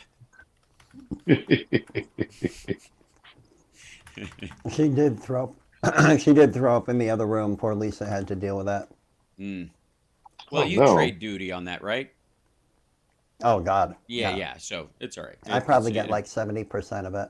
Yeah, I don't doubt it. So I personally think that what's happening is that supporters of Russia on the down low are buying materials and having it shipped to Russia and are privately sending it to the Wagner, It's possible. It's also possible it's just some sort of little, drop in the bucket. Right. Yeah, you drop in the bucket kind of, okay, Vladimir, stop calling me. Here, have some, have some AR-15s. It's not going to, I mean, I'm dismissive of it, but I'm dismissive of it because they're really thinking that they can use the same technique that they've used in so many different wars. It's just throw waves of men at it. I don't think that's going to work. Nope. I agree. The grain deal was extended. That's a good thing. For whatever. Yep. What else? They said they don't object to another extension, but they'll only do it for 2 months, 60 days. The Poles and the was it the Czech? No, not the Czechs. Was it the Slovenes or something? Have decided to give MiGs fighter jets. That's the first time anybody's given them fighter jets. Right. So maybe it breaks the seal on that. Right. We'll see. I think the Poles gave them 4, and they want to have some manipulation to push back on that stuff too, because the planes coming in is a big deal. The Leopards coming in is a big deal, and so they want to be able to use grain as a leverage at some point. So that's why they want it to constantly be under threat. And make that awareness. So maybe it slow walks some of the countries that are presenting, arms to Ukraine. That idea. You're locked into the Hal Sparks radio program, Mega Worldwide. So Putin visited Crimea. Going out there, had a chance to. I think he rode a dolphin with his shirt off. It was, of course, a dolphin loaded with explosives and laser beams on its head. They don't have sharks anymore. They all sank with the Moskva. But Philip Ittner's with us, and so is Johnny Million. And Johnny, are there questions from the chat we can get to? There Philip are while questions from the chat. Mm-hmm. Okay. You ready? As so the first question is from John G. Mm-hmm. Does the latest Russian aggression have any impact in Kiev? The latest Russian aggression. I mean, I don't know what specifically he's referring to, but I mean, generally, no. Kiev, I mean, aside from, I don't think Kiev can get any more enraged by what the Russians do. So, we crossed that line a long time ago. There's no compassion left. There's no love left for Russians. So, you can't be any more angry at them. But it also, there's very little the Russians can do to dissuade or induce fear or any of that kind of stuff in the Ukrainians, because we're past that too. Because after a year of what they've been doing, it's clear it's either defeat them, push them back on the other side of their border, or they're going to destroy what it is to be Ukraine. They're going to try and eliminate the entire concept of Ukraine and Ukrainians. So they can't be.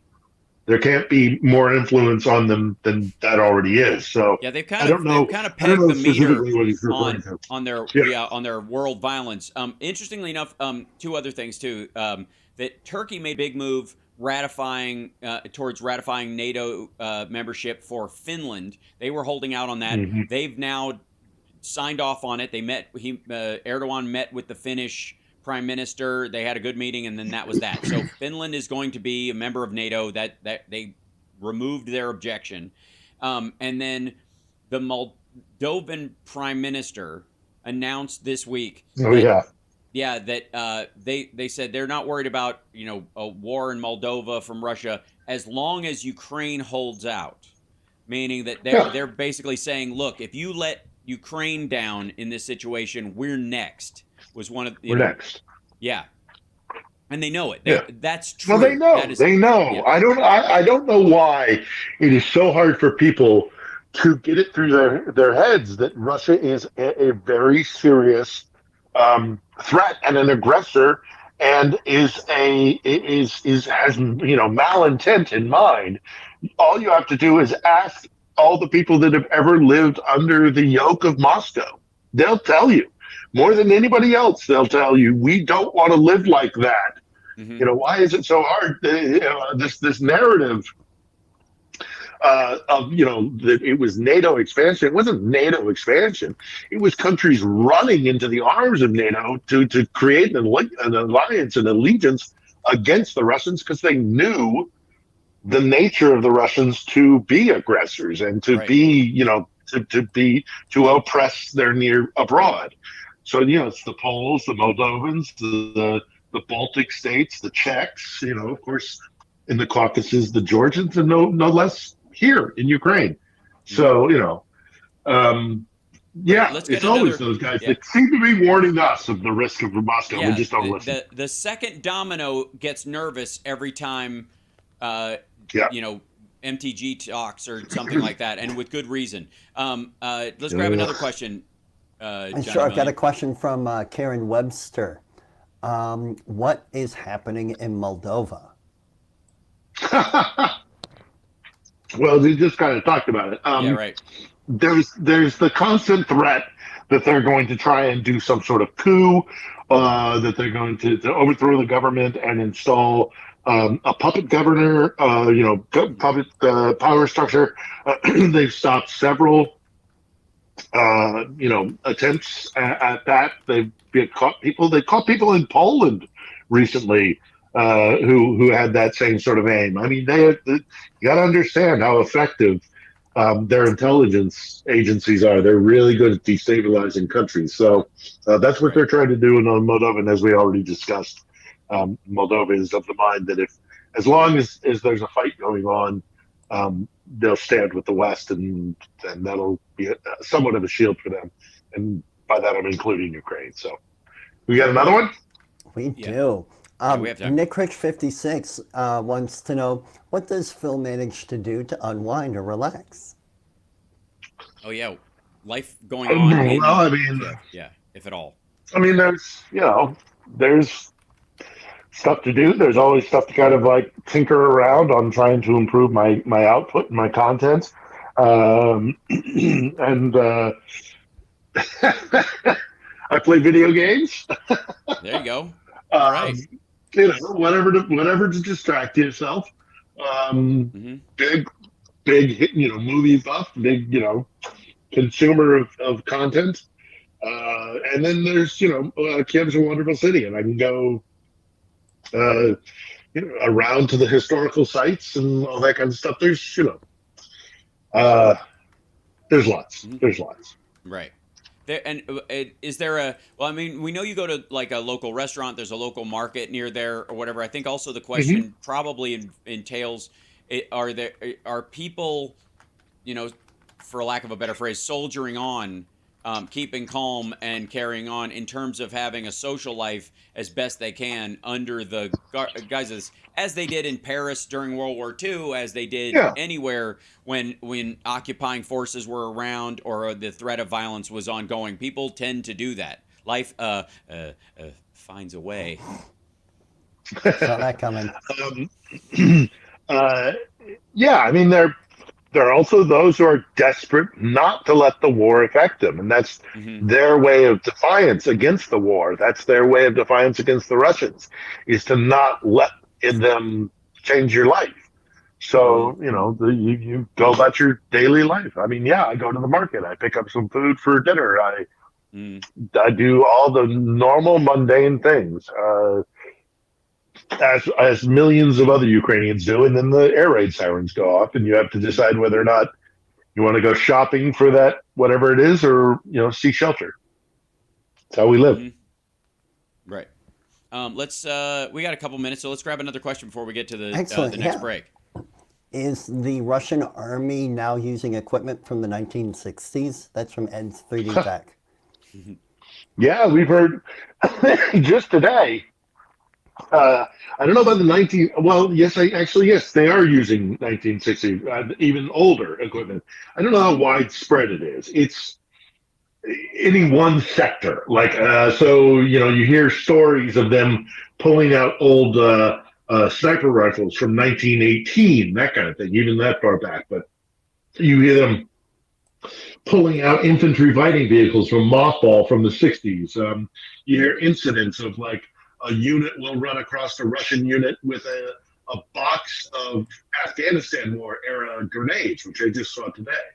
I don't think it's systemic, but then I'm not sure how cohesive Russia's military is right now. Not because of war stress, but because of the corruption. And I think they've been caught. The guys who were supposed to keep the stockpiles ready and getting new munitions are now having to pull anything they possibly can out of their posterior to try and kind of make this thing work, when really we clearly see that the military was not what it was supposed to be, mainly because Putin runs a kleptocracy.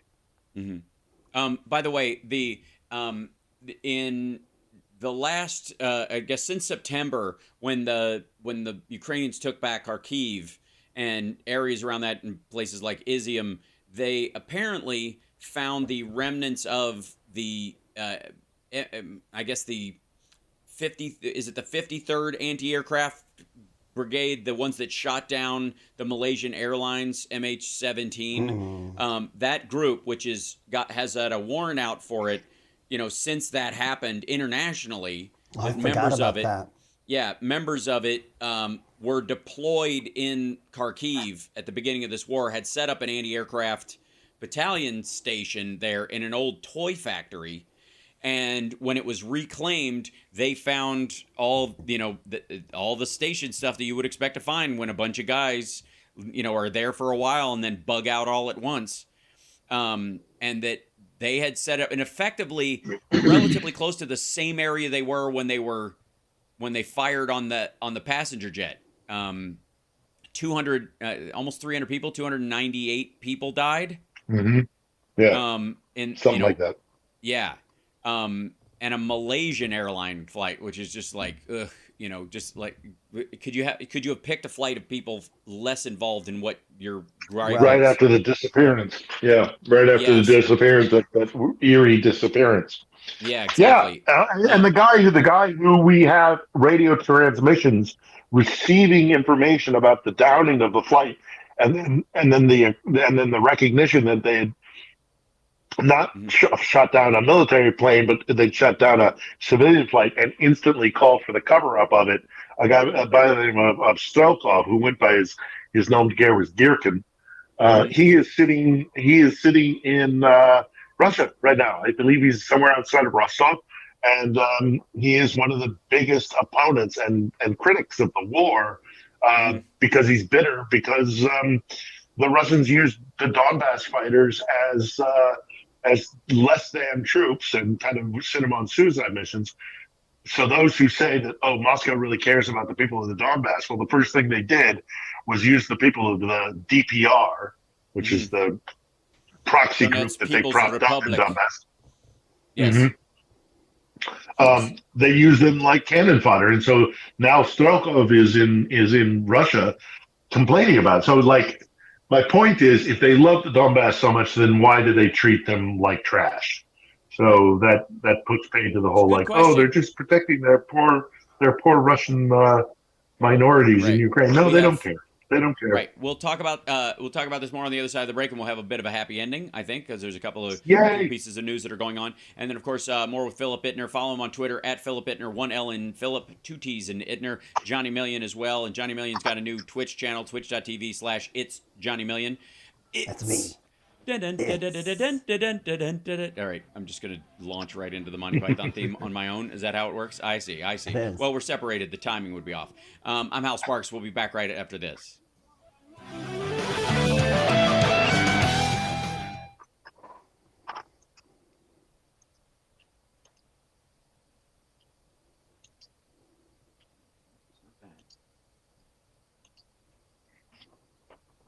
Just doing the finishing touches here on something. As you do. Totally good. As you do. As you do. All right. I think this is it.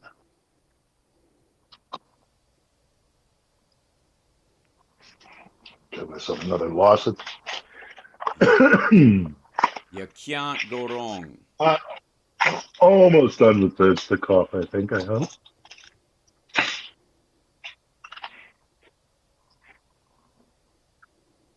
I try to avoid any kind of Schadenfreude, kind of good news. I like it to just be pure good news. Right, There is some stuff besides Trump's arrest possibly this week that he is clamoring about. Can I just say that's fantastic? I am so happy. Uh-huh. Oh, God, I can't wait until the truth really does all out. Well, One of these days we're going to know one of these days we'll know what happened in 2016. We'll know how bad it was. No question. And Marge is having a hard time because she was counting on being his VP. But he apparently thinks Carrie Lake looks better on camera. Ouch. Yep. I'm sure he said that out loud to someone. Of course, dozens of people. Yes, yeah. Coming back in 15. Mm-hmm. Are we doing happy ending? We are. We can do that. Yep. Yeah. Bye-bye. I am happy, you are happy, let us be happy together, whether the weather is cloudy or sunny. I will always be your funny honey bunny. I am lucky, you are lucky, let us get lucky together, whether the weather is cloudy or breezy. I'll be there to say, hey, come on, let's take it easy. 'Cause isn't it nice to have the friends that you do? And isn't it nice that the sky is so blue? And isn't it nice to say I love you, chugga chugga choo choo, woo woo. I am smiling, you are smiling, let us smile together, whether the weather is cloudy or stormy. I will still be there in the morning, I'll be right by your side in the morning. I'll make you breakfast in the morning, I hope that you like cereal. Yay! Yay!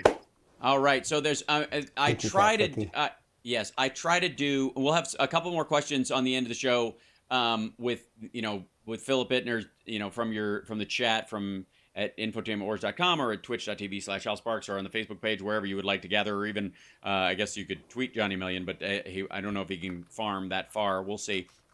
But in the process, there are a couple of good news things. Besides Trump being indicted this week, and by his own kind of, I don't know if I'd call it an admission, more of a freak out, it seems like he and his lawyer are negotiating his surrender to be arrested, to face the indictment on Tuesday, and that they set the date. And so he's wigging out about the embarrassment that's going to come. And it's about Stormy Daniels, which is the most awkward interpersonal around the house case to have hit first, on top of, it's a hard one to complain about to the wife. Campaign finance, she probably thinks you've been railroaded, but when it's Stormy Daniels, she doesn't want to talk about it. And the same thing is true of the evangelical support he was counting on to help bolster him going forward. He also called for violence, technically speaking, so it could affect what the judge says as far as how much his bail is going to be, because he'll be able to get out. He'll be able to get bail immediately. But it might be an enormous amount just because of his calls to violence. They're going to raise his bail to a large, and he'll complain about it because he's not really a billionaire. In a related story, remember Josh Duggar, the guy from the 19 Kids winner. and Counting? Yeah, he was caught with, of course, child porn on his computer and blah, blah, blah, and he's an awful, awful, awful person and went to jail. He's had more time added to his sentence because he had a hidden cell phone. He had an unauthorized cell phone in his cell. They found it, and apparently, if I read the oops, did we lose Phil again, and then he'll come back? Is that what happened? Wouldn't you know it? We'll see. He should be back in a second. If there's an issue, I'll bring him back in. But Josh Duggar has had months at it because apparently he used that phone to access through a website his home computer, view files on it that were encrypted, read the same stuff that he got busted for, and then destroy it. Like he watched it, he downloaded it, watched it, and then destroyed it. He literally, so they added, I guess, almost a year to his sentence. And by the way, I would like to remind everyone that Josh Duggar is not a drag queen. And Josh Duggar is a heterosexual. And Josh Duggar is prided himself with surrounding himself with children of his own and others. Vocally Christian. Hanging out in the quiverful community with people that have lots and lots of children's, because it's hard to keep track of them. After the 8th one, I think, 8 is enough. That's what they were talking about. Once you get to 9 and 10, you're like, where's Jimmy?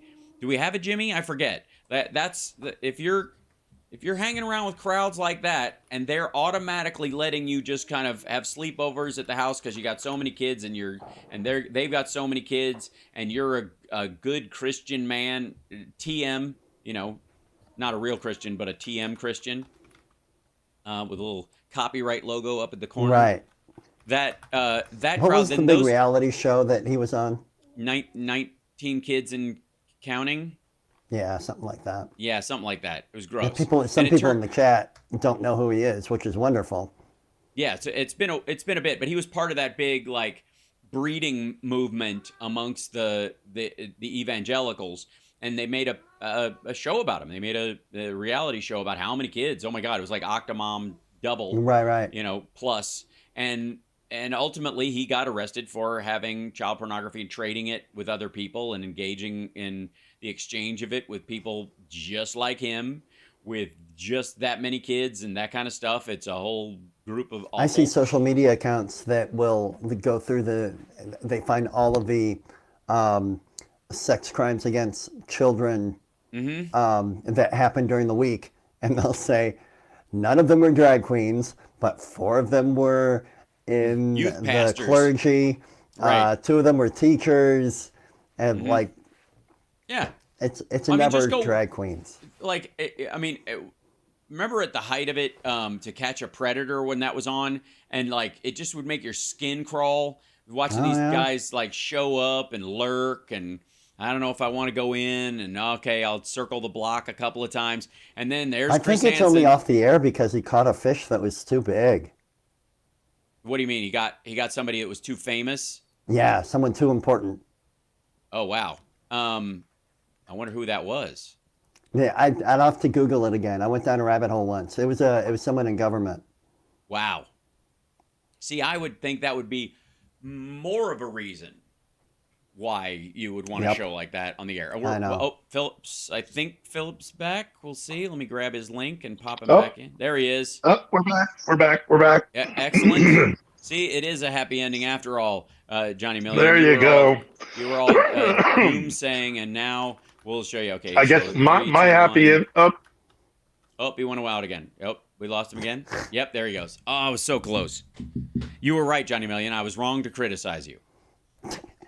Oh, that's weird. Yeah. So well, again, he's in Ukraine. The fact that we're able to even get him on consistently is a miracle in and of itself, considering what is going on over there. So there's a ton of movement. Oh, here he comes again. We'll see if I got it again. I have to put the link in and start from scratch each time. He's there. We'll see. 1 second. Johnny Million, don't laugh. It's we got 4 minutes left, and it's magic, that 4 minutes, if it happens. There he is. Hey. So all right. Well, my quick happy ending is I just during the hour we've been speaking, it looks like my vlog's been uploaded. So when you're done with this, go check out. There you go. Go check out my YouTube channel. It's my vlog from out on the front lines in Bakhmut. Just kind of my take on what's going on in Donbass and Bakhmut. Anyhow, so you've been uploading a giant video file during the show. I can't imagine why there may have been lag issues. on a completely different network. Mm-hmm. On a completely different network. And you got a whole lot of networks there in Ukraine. I was using I've got 3. Lite. Right, yeah. So there again, there are this is going to be a very news heavy week coming up.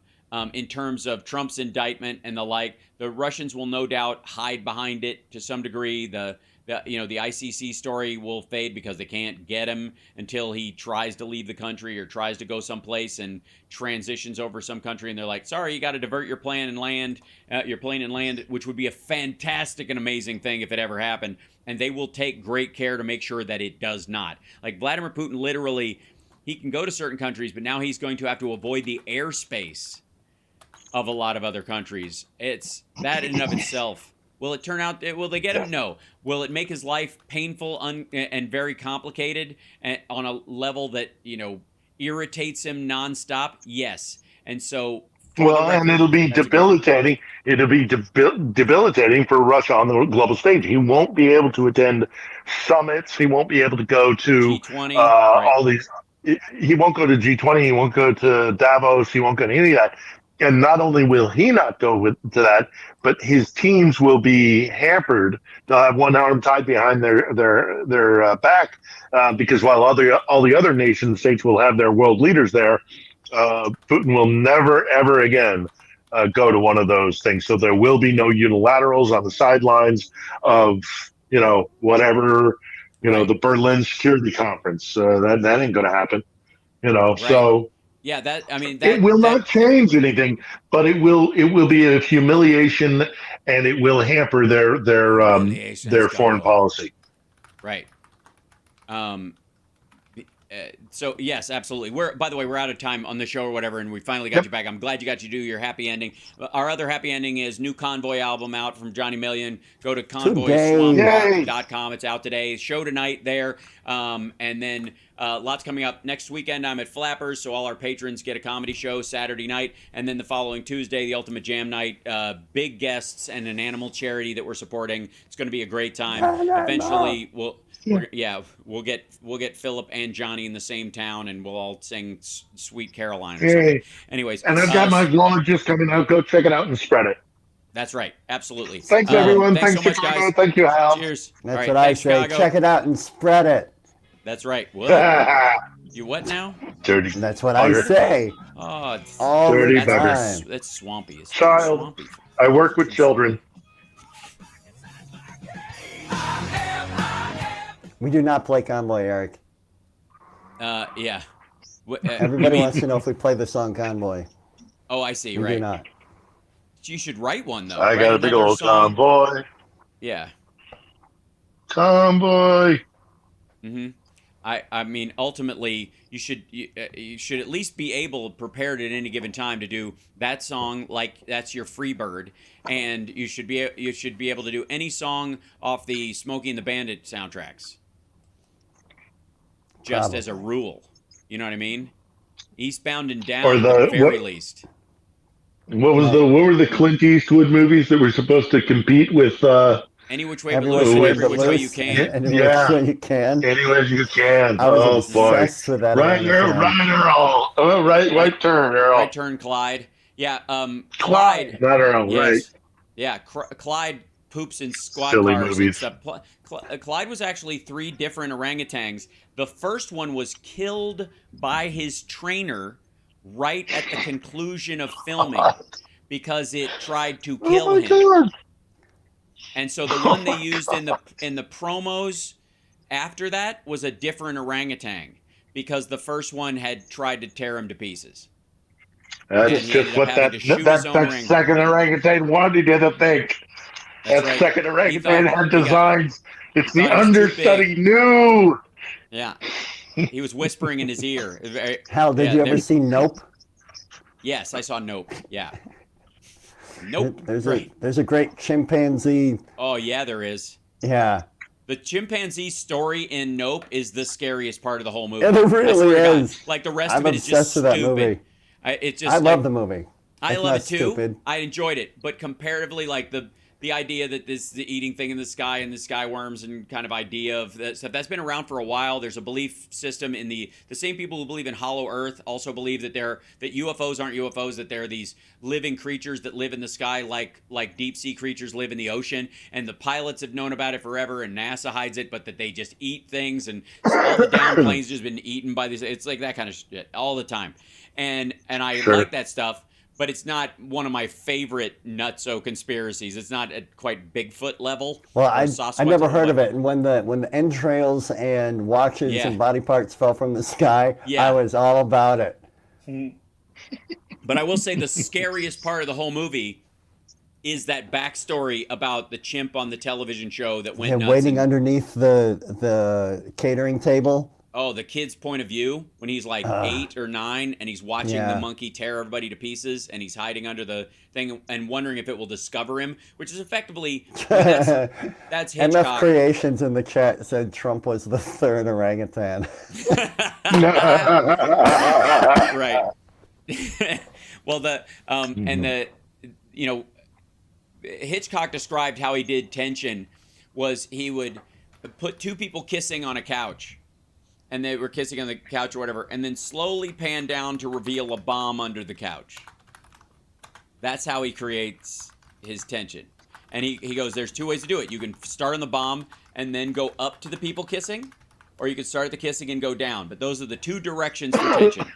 That's what it is. And so the idea is that you can show the kid, he's alive, which is what the case is in this particular situation, but you don't know if he was physically damaged. Like, you're going to find out he's got a colostomy bag or his leg is fake or any of that, which in that story you could have. Colostomy? You don't even know me. That's never stopped me before. All right, I need to nap to try to get some voice back before my show. Yes, you do. Get your... Take care, Johnny. Good to see you. Yeah, use your airwaves gum.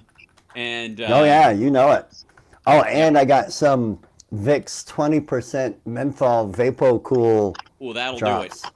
Yeah, that'll do good. it. There's some corn syrup in there, but it's worth it. Overhydrate, because the mucus will come. It'll puff up your vocal cords, and you'll be fine. Oh, okay. Yeah. Good to know. Yep, plenty of water.